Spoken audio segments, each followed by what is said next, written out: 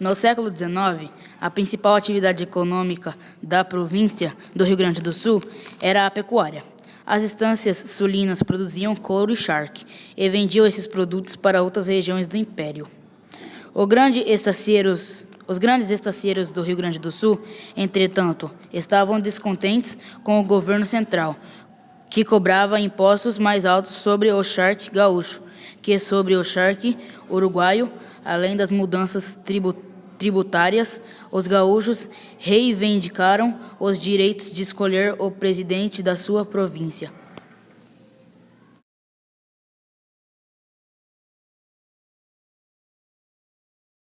Por ser uma região de fronteira, o Rio Grande do Sul teve grande desenvolvimento militar no período regencial.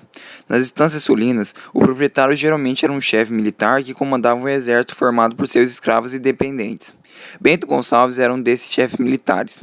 Assim como os outros proprietários, ele estava descontente com as determinações do governo central e acreditava ser necessário mudar os rumos políticos e econômicos do Rio Grande do Sul.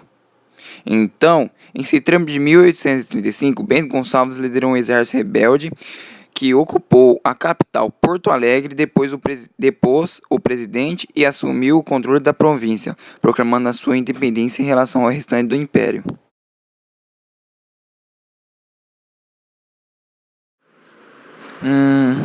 O que eu vou fazer? O governo central está cobrando impostos mais altos sobre o charque gaúcho do que sobre o charque uruguaio. Já sei! Vou liderar uma tropa rebelde contra a capital e vou declarar a independência em relação ao resto do império. Vamos lá!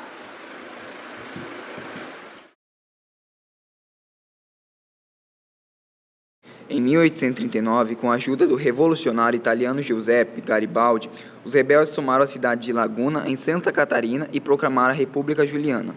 O governo central então enviou tropas para combater os rebeldes e reconquistou a província de Santa Catarina nesse mesmo ano.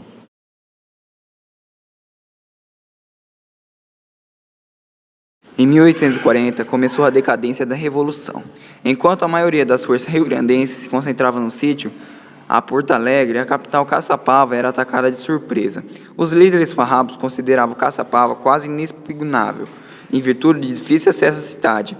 A partir daí, os arquivos da República foram colocados em carretas de bois pelas estradas. Foi o tempo da República Andarilha, até que Alagrete foi escolhido como a nova capital.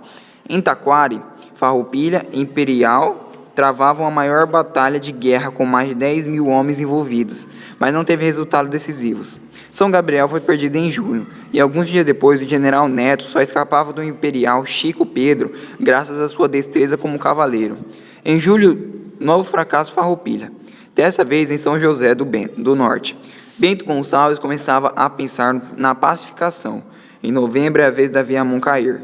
Morrendo no combate, o italiano Luigi Rossetti, o criador do jornal O Povo, órgão de imprensa oficial da República. Para piorar a situação, em janeiro de 1841, Bento Manuel discordou de algumas promoções de oficiais e abandonou definitivamente os farrapos.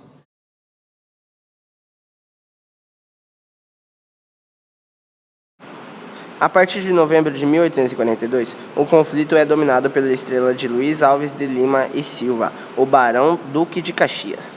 Nomeado presidente da província como a esperança do imperador para a paz, Caxias usou do mesmo estilo dos farrapos para ganhar apoio da população. Nomeou como comandantes militares Bento Manuel e Chico Pedro, dois oficiais do mesmo estilo. Priorizou a cavalaria, espalhou intrigas entre os farrapos sempre que pôde. Tratou bem a população dos povoados ocupados e empurrou a Farroupilha para o Uruguai. Esses ainda fizeram outra grande tentativa, atacando São Gabriel em 10 de abril de 1843 e 26 do mesmo mês. Destroçaram Bento Manuel em Porche Verde, mas esta foi a última vitória dos farrapos.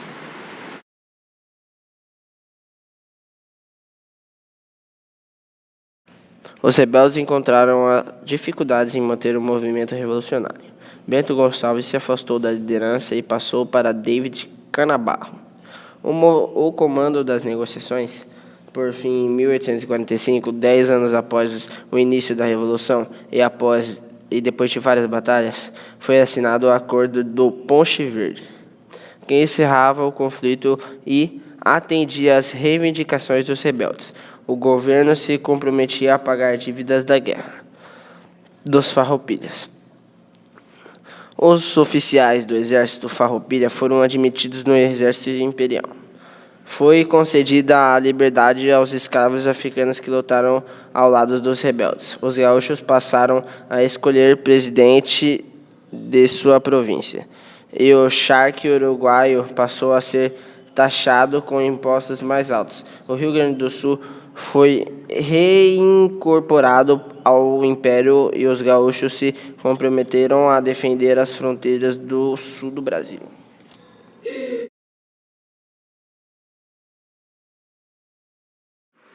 Eu vou assinar o Acordo de Ponche e vou conceder o que os rebeldes desejam.